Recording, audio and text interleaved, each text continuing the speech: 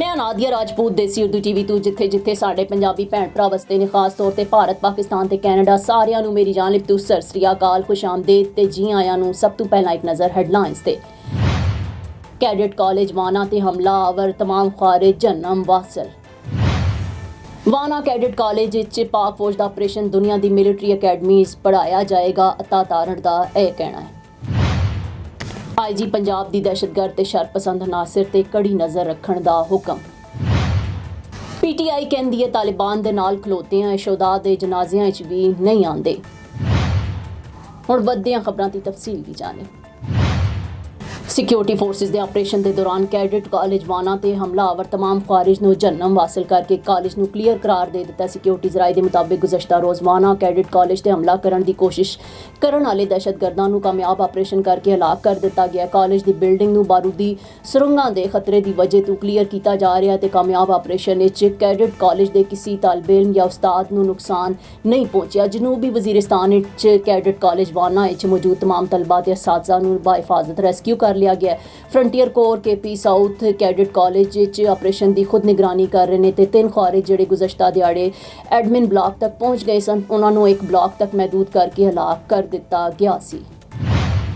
विफाकी वजीर इतलात और नशियात अता तारड़ का कहना है कि वाना कैडेट कॉलेज दहशतगर्दां के खिलाफ पाक फौज के ऑपरेशन नूं दुनिया की तारीख याद रखा जाएगा। अता तारड़ ने पार्लीमेंट के बाहर तो मीडिया गुफ्तगू करदे होए 27वीं आईनी तरमीम के मामले ते कहा कि काश अपोजिशन कोई सैर हासिल गुफ्तगू करदी ते शिक वाइज बिल ते बहस करदी, बगैर पढ़े बिल ते कमेंट्स करना ते एक बयानियां पढ़ाना शुरू करना, इस तो कुछ हासिल नहीं होगा। अपोजिशन शोरगुल तो पिछले 10-12 साल तो कर रही है। वाना कैडेट कॉलेज दहशतगर्द हमले के बारे अता तारड़ ने कहा कि पाक फौज ने 500 तो ज़ायद तलबा नूं बाजियाब किया ते तलबा नूं रेस्क्यू किया ते एक ऑपरेशन एक तारीखी ऑपरेशन सी। Now I am American. I have citizen. I still have my Salvadorian passport and now I have my USA passport. I am a citizen of the US. Khi cầm cái hộ chiếu Mỹ, cô rất là tự hào mình là công dân Mỹ.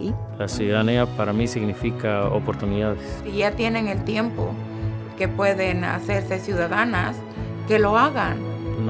No pierde nada uno con intentarlo. Como dicen en México, echándole ganas todo se puede.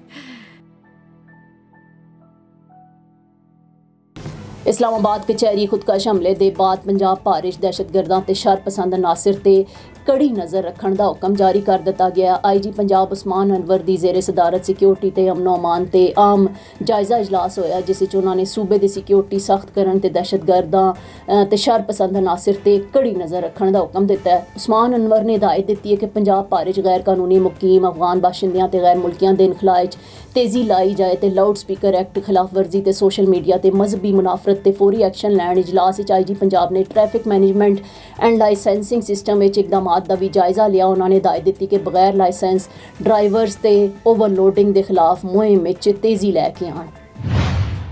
वज़ीर दिफा ख्वाजा आसिफ ने कहा कि हुकूमत PTI की policy ज़मीन आसमान का फ़र्क है। PTI एतराफ़ कर दिए कि तालिबान नाल खलोते ने। ख्वाजा आसिफ ने कहा कि मुल्क के अफरा तफरी PTI नूं सूट कर दिए क्योंकि वो तालिबान दे नाल ने। साढ़े शहीदां दा जनाजा पढ़न तक PTI वाले नहीं आते। ख्वाजा आसिफ ने कहा कि कदी नहीं कहांगा कि PTI तालिबान के खिलाफ सियासी इख्तलाफात होंदे ने, लेकिन मुल्क लई असी सारे एक मुल्क की सलामती ते अमन दाव ते लग्या होवे ते सारे लोग कट्ठे हो जाते हैं। PTI नूं फिर भी एहसास नहीं तो अफरा तफरी नूं ज़ाती मुफाद लई इस्तेमाल कर रही है। उन्होंने कहना सी कि अफगान सरजमीन साडे खिलाफ इस्तेमाल होंदी है तो वो ये जिम्मेदारी कबूल नहीं करते। असी भी चाहते हैं कि गलबात के जरिए मसले का हल कढ़ना। अफगान तालिबान रजीम भी कलअदम TTP नूं नहीं समझाती तो अफगान तालिबान रजीम ते कलअदम TTP नूं महफूज पनाहगाहां दे रही है। अफगान सरजमीन इस्तेमाल हो रही है तो अफगान तालिबान रजीम की जिम्मेदारी बढ़ती है। वज़ीर दिफा ने कहा कि सालिस भी अंदाज़ा ला रहे होंगे कि जो भी होया उसका रद्द अमल आएगा। जो कुछ होया क्या असी इसका जवाब ना देवांगे, ये नहीं हो सकता। साढ़े शहरियों को शहीद किया गया वाना कैडेट कॉलेज वाकया वड्डा हो सकता सी। कॉलेज 600 तो ज़ायद तलबा सन ते सानिया APS तो वड्डा वाकया हो सकता सी।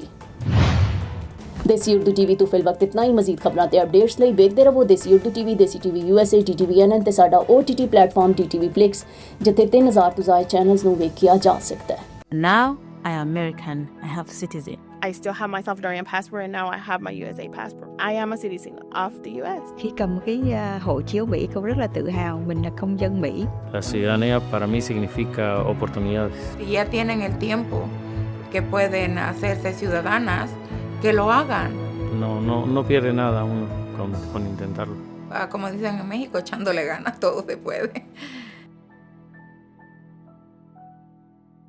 Neurological care is a pressing healthcare challenge in Pakistan. That's why Helping Hand USA is building Kind R, a world-class hospital with 130 plus clinics that is set to establish new standards for neurological care in Pakistan.